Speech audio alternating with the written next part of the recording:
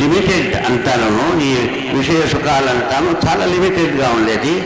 పరమ ఆనందాన్ని పొందాలి అంటే దానికోసం చేయాలి అని సాధు ఇదంతా చెప్తూ ఉంటారు. శ్రీ రామకృష్ణుల దగ్గర పోయి అడిగినారు, నాకు ఆ పరమ ఆనందాన్ని నిర్వికల్ప సమాజం సాధించండి. ఇది ఎందుకు మధ్యలో వివేకానందులు భగవాన్ శ్రీ రామకృష్ణుల దగ్గర పోయినప్పుడు ఈ సంశయం మా దగ్గర అంతా ఉండేది. భగవంతునేమో పూజ చేస్తాము, భగవంతుడు ఇంట్లో అక్కడ ఒకరు చూస్తున్నాడు, మమ్మల్ని ఎప్పుడు చూస్తున్నాడు. స్వామి వివేకానందులకు ఈ సంశయం వచ్చింది. భగవంతుడు భగవంతుడు అంటారు, భగవంతుడు ఎవరైనా చూసినాడా? ఆ సంశయాన్ని తీసుకుని భగవాన్ శ్రీ రామకృష్ణుల దగ్గరికి పోతారు. ఆయన తర్వాత మీరు భగవంతుని చూసినారా అని అడుగుతారు. ఆ ఆత్మజ్ఞానాన్ని పొందిన వాళ్ళు అంటే వాళ్ళ దగ్గర ఉంటే మేము నిజమైన ఆత్మజ్ఞానాన్ని పొందవచ్చు అనేది. అది అయిన తర్వాత త్యాగం చేసేదానికి ముందు అడిగినారు, నీకేమైనా కావాలని అడుగు అన్నారు. స్వామి వివేకానంద చెప్పినారు, మీది ఆశీర్వాదం చేయండి, నేను ఆ నిర్వికల్ప సమాధిలోని ఎప్పుడు ఉండేట్లా నాకు ఆశీర్వాదం చేయండి అని చెప్పినారు. అప్పుడు భగవాన్ శ్రీ రామకృష్ణుడు, నువ్వు ఇంత స్వార్థి అని నేను అనుకోలేదు, నువ్వు ఒక పెద్ద వటవృక్ష లాగా ఉంటావు, నీ నీడలో వచ్చేసి ఈ సంసార దుఃఖంలో ఉండే వాళ్ళని అంత శాంతి పొందుతారు అనుకున్నాను. అయితే నువ్వు నీ ఆనందాన్నే ఇప్పుడు చూడండి, ఎవరు విషయ సుఖాల్లో ఆనందాల్లో ఉన్నారో వాళ్ళు పోవాల్సి వస్తుంది భగవన్ దర్శనాని కోసం. అయితే భగవన్ దర్శనం అయిన తర్వాత వాళ్ళు అదే ఆనందంలో మునిగిపోతాను అంటే అది వదిలేదు. భగవాన్ శ్రీ రామకృష్ణ చెప్తున్నారు, నువ్వు కళ్ళు మూసుకుంటేనే భగవంతుడు ఉన్నాడు, కళ్ళు తెరిచింటే వేరే ఎవరైనా ఉన్నాడా? ఈశ్వర సర్వభూతానాం హృదయేర్జున తిష్టతి అంటారు. ఈశావాసమిదం సర్వం యత్కించ జగత్యాం జగత్ అంటారు. భగవంతుడు అన్నితో ఉండేటప్పుడు నువ్వు ఎందుకు కళ్ళు మూసుకుని ఆ ధ్యానం చేసుకుని అంతలో ఉండాలా? ఆ అన్ని జీవుల్లో ఉండే భగవంతుని చూసి వాళ్ళ కోసం సేవ చేయాలి. ఇప్పుడు దాన్ని భగవాన్ శ్రీ రామకృష్ణుడు విశేషంగా ఏం చెప్పిందంటే, మేము అజ్ఞానంలో ఉండేటప్పుడు అజ్ఞానాన్ని నుంచి జ్ఞానాన్ని పొందాలి. కరెక్ట్. జ్ఞానం అంటే ఆ అనుభూతిని పొందాలి. పాలు ఎట్లా ఉంటుంది అని విన్నాను, పాలు దాని జ్ఞానం ఎట్లా ఉంది, తెల్లగా ఉంది, ఎంత న్యూట్రిషన్స్ ఉంది అంతా వినేది అయిన తర్వాత దాన్ని తాకలేకపోతే అజ్ఞానంలో ఉన్నట్లే ఎంత పుస్తకాలు చదివినానో వేదాంతాలు చదవచ్చు, దాన్ని ఎంతవరకు మేము అనుభూతి పొందలేదో అప్పటి వరకు పని కాలేదు. అయితే అది అయిన తర్వాత అన్ని జీవుల్లో ఉండే భగవంతుణ్ణి చూసి వాళ్ళు సేవ చేయాలి అని చెప్పినారు. ఎందుకంటే కళ్ళు మూసుకుంటే మటుకు భగవంతుడు ఉన్నాడు, భగవంతుడు తీసేసి కళ్ళు తీసింటే లేదు, అట్లా కాదు. కాబట్టి దాన్ని విజ్ఞానం అన్నాడు. గీతలోనూ ఈ విజ్ఞానం చెప్పినారు, భగవాన్ శ్రీ రామకృష్ణుడు చెప్పినారు. కళ్ళు మూసుకునేది కాదు, కళ్ళు తీసి ఉండే జీవులందరికీ సేవ చేయాలి. ఒకసారి భాగవత ప్రసంగం చదువుతుండేటప్పుడు దాంట్లో వస్తుంది, మేము అన్ని జీవుల్లో సేవ చేయాలి, వాళ్ళ దయ చూపించాలి అని. అప్పుడు నువ్వు దయ చూపించేదానికి నువ్వే ఒక దయాపాత్రుడిగా ఉన్నావు. లేదు, ప్రతి ఒక్కరిలో భగవంతుని చూసి శివజ్ఞానే జీవసేవ అని చెప్పినారు. రామకృష్ణ మిషన్లో మళ్ళీ ఎన్ని వేరే వేరే సంస్థల్లో అంతా ఇప్పుడు అయ్యేది. చాలా వేరు సంస్థల్లో సోషల్ సర్వీస్ అని చేస్తారు. అయితే మా మఠాల్లో ఇక్కడ ఎన్ని ఆశ్రమాలు ఉన్నా అందరూ కొద్దిగా ఏదో ఒక సేవ చేస్తున్నారంటే వాళ్ళు భగవంతుడికి నేను దయతో చూసేది కాదు, భగవంతుని సేవ చేస్తున్నాం ప్రతి ఒక్కరూ. ఆ భావనతో చేసినప్పుడు ఈ ఆధ్యాత్మిక రంగంలో ఏమంటే నాకు చాలా బాధ కలిగించేది అహంకారం అంటారు. మొదటి అహంకారం ఈ నేను శరీరం అహంకారం అనుకుంటాను. అయితే ఈ నేను భగవంతుని I'm separate from God, I'm a separate entity, అదే అహంకారం నన్ను భగవంతుని దూరంగా పెట్టేది. అయితే ఆ అహంకారాన్ని పోలిన తర్వాత భగవంతునితో ఒకటైన తర్వాత అందరిలో భగవంతుని చూసి వాళ్ళందరిలో భగవంతుని సేవ చేయాలి అని భగవాన్ శ్రీ రామకృష్ణుడు చెప్తున్నారు. వాళ్ళందరినీ సేవ చేయాలని భగవద్గీతలోనే చెప్తున్నారు. అందరూ ఈ మాట చెప్తుంటారు. దాన్ని మళ్ళీ జ్ఞాపకం చేసుకుని మేము మా సాధన బద్దలు చేయాలి. నాదొక్కటే ముక్తి కోసం కాదు, నేను నా ముక్తి కోసం చేయాలి. ఆత్మను మోక్షార్థం అన్నాడు. అయితే స్వామి వివేకానందంతో కూడా ఇంకొక హాఫ్ జోడించేసి చెప్పినారు, జగత్ హితాయచ అని. జగత్తుకు హితం కయ్యేట్లా ఇక పేదవాళ్ళు ఉంటే వాళ్ళకు భోజనం పెట్టేది, విద్యార్థులకు విద్య ఇచ్చేది, ఈ రకంగా ఏదైనా ఒక సేవ చేసి అందరిలో భగవంతుని చూస్తూ చేయాలి. ఇది చాలా ముఖ్యమైన ఒక సందేశం. భగవద్గీతలో వస్తుంది, కఠోపనిషత్తులో వస్తుంది, అన్నిట్లో వస్తుంది. అయితే దీనికి స్ట్రెస్ ఇచ్చినారు ఈ ఈ ప్రజెంట్ యుగాని కోసం. దీన్ని చేయాలి. అది చేసినప్పుడు మా సమాజం ముందుకు వచ్చేదానికి అవుతుంది. నేను ఎప్పుడు భగవంతుని సేవ చేస్తున్నాను ఈ భావంతో చేస్తున్నానో అప్పుడు మా ఈ సమాజంలో మేము ఇంట్లోనే ఉంటాము, అంతా ప్రాబ్లం ఉంది, ఎవరు బాగా గవర్నమెంట్లో ఉండేవాళ్ళు పనిచేసేది లేదు, లేక వీళ్ళు చేసేది లేదు, ఎప్పుడైనా కరప్షన్ ఉంది, అది ఇది మాటలంతా వింటూనే ఉంటాం. ఎందుకంటే ఎట్టయినా డబ్బు సంపాదించి దాని సుఖం పొందాలి అనేది ఒక దాని నుంచినే నాకు ఏదైనా చిక్కుతుంది అనేది యావత్ జీవే సుఖం జీవే స్వామి వారు ఇప్పుడు చెప్పినారు.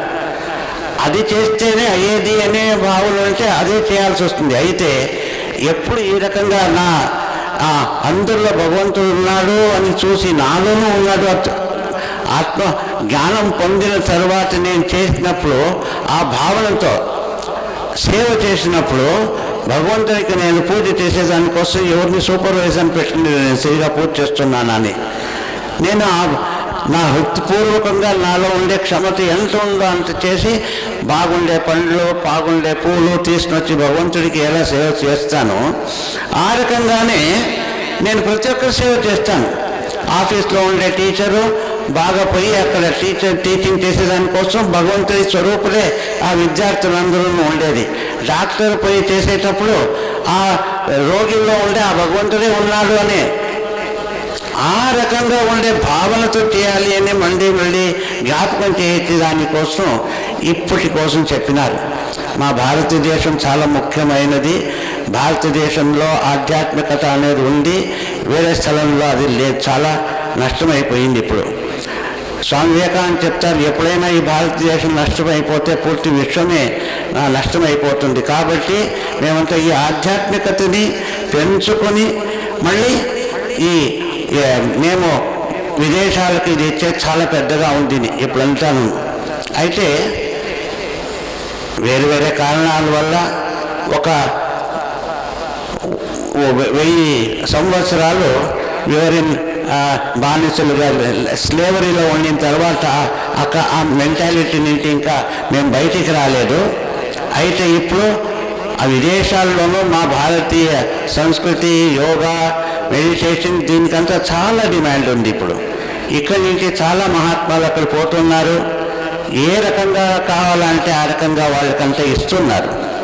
ఇది చేసేది చాలా ముఖ్యంగా ఉంది.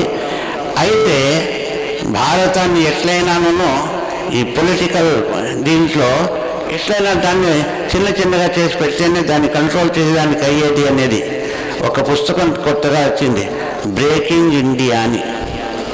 ఎట్లయినా చేసి ఈ భారతీయ సమాజాన్ని భాషా పేరుతో లేక క్యాస్ట్ పేరుతో లేక వేరే భాగం చేసి వాళ్ళని చిన్నగా పెట్టేస్తే వాళ్ళు ఒట్టగా కాకుండా పోతే వాళ్ళ శక్తి పెరిగలేరు. వాళ్ళ శక్తి పెరగకుండా పోతే వాళ్ళపైన మేము ఏమైనా చేసుకోవచ్చు అనే భావన అందరితో ఉండేదాన్ని ఏంటి. ఈ రకంగా ఉండే మా సాధు పరిషత్తు మళ్ళీ ఈ ఆధ్యాత్మిక విచారాన్ని చెప్పి నిజమైన ఆధ్యాత్మికాన్ని మేము పెంచుకుని ముందుకు పోతే ఈ అహంకారాన్ని కొద్దిగా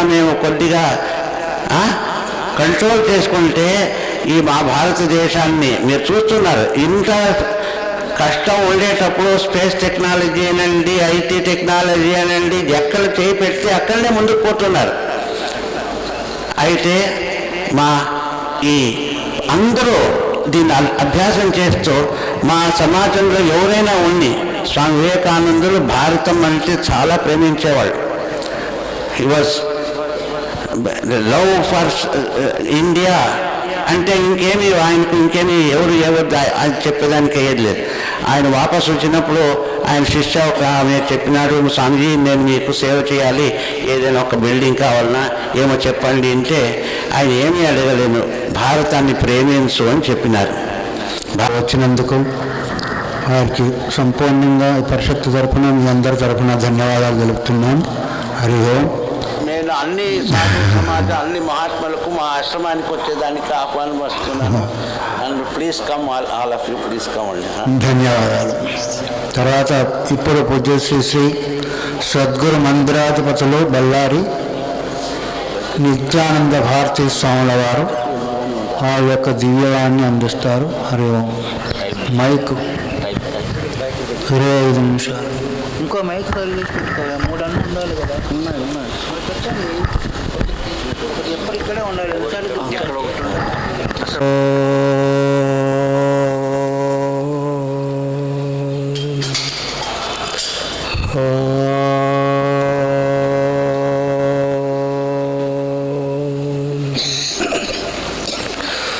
ఉమా మహేశ్వరారంభాం ప్రణవానందమధ్యమాం అస్మదాచార్యపర్యంతాం వందే గురుపరంపరాం. పూజాత్మలం గురోర్పాదం ధ్యానాత్మలం గురోర్మూర్తిః మంత్రమూలం గురోర్వాక్యం ముక్తిమూలం గురోర్కృపః. వందే రత్నగిరినివాసాయ శ్రీశంకరానంద గురు సార్వభౌమతే.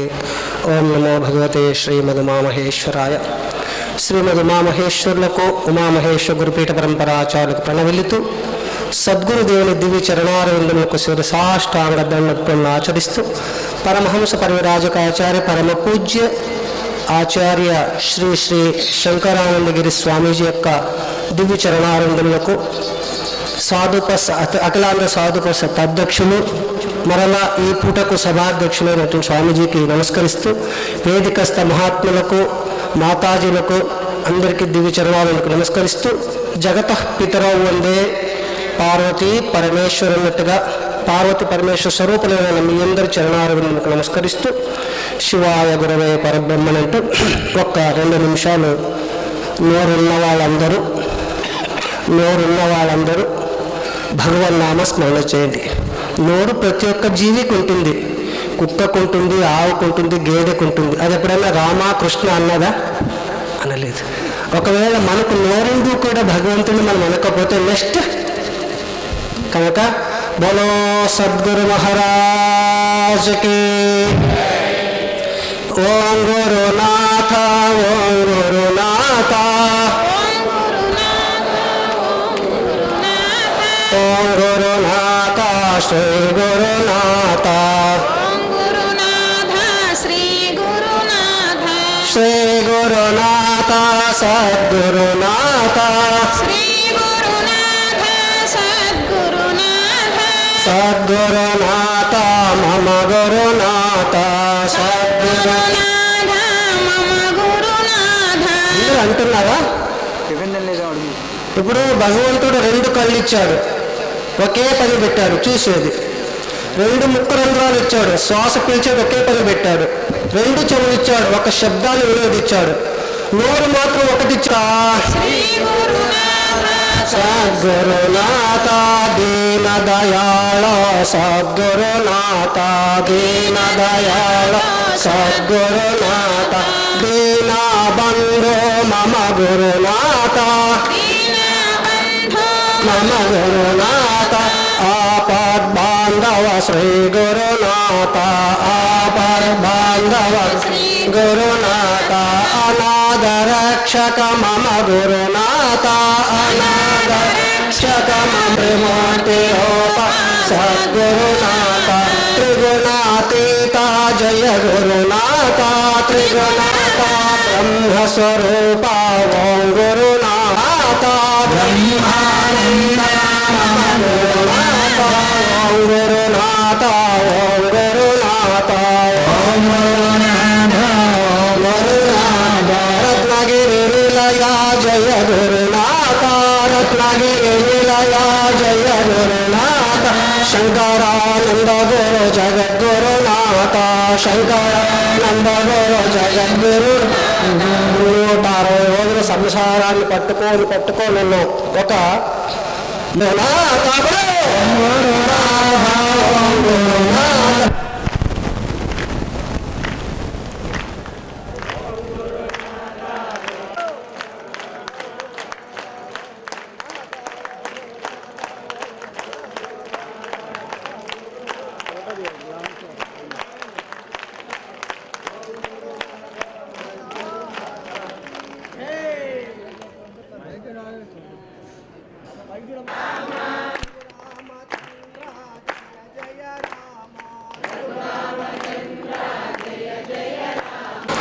అఖిల ఆంధ్ర సాధు పరిషత్ 49వ మహాసభ మన ఆంధ్ర రాష్ట్రంలో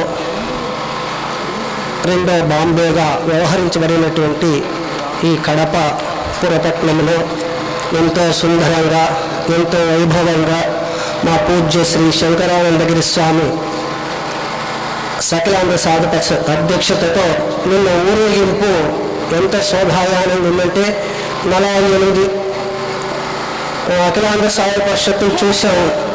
బహుశా నేను ఒక 20 చూసి ఉంటాను. ఇంత శోభాయాత్ర స్వామి అధ్యక్షతన ఎంతో వైభవంగా జరిగింది. నెక్స్ట్ వచ్చే సంవత్సరం కూడా స్వర్ణోత్సవం ఉంది. అంటే స్వర్ణోత్సవానికి నాందిగా ఈ కార్యక్రమం మనకు అర్థమవుతుంది. మనకు ఒక విషయం ఇచ్చారు. భగవద్గీతలో 2వ అధ్యాయం సాంఖ్యయోగం, తర్వాత కఠోపనిషత్తులు, ఈ రెండింటికి చాలా అన్యోన్యమైనటువంటి సంబంధం దగ్గరగా ఉంది. మనం ప్రతి ఒక్క పూజ చేస్తే ఏం చేస్తాం? ఫస్ట్ ప్రారంభంలో గణపతి పూజ చేస్తాం. అట్లాగనే శ్రీకృష్ణ పరమాత్మ కూడా ఈ 2వ అధ్యాయాన్ని గణపతి పూజగా ప్రారంభించాడు. 18 భవనములు కట్టాడు, 18 రూములు కట్టాడు. ఇది డబల్ రూమ్గా చెప్పాడు. డబల్ రూమ్ అంటే పెద్దది. సాంఖ్యము అనగా విచారణ. దేనికి విచారణ? ఆత్మ అనాత్మ యొక్క విచారణ.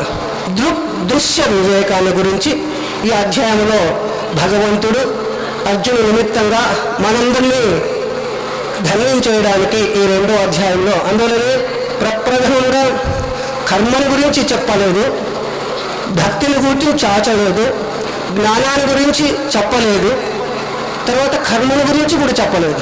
చెప్పింది ఏం చెప్పాడు? ఫస్ట్ తనలో ఉన్నటువంటి అజాడ్యమైనటువంటి ఒక పెద్ద రోగం ఆవరించింది.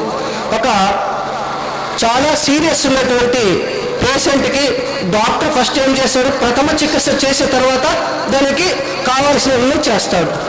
ఒక బావిలో కూడా ఒక అబ్బాయి పడ్డాడు. ఏడ్చేవాడికి అంటురోగం ఉంటుంది. ఇప్పుడు ఇది గజ్జి అంటారు.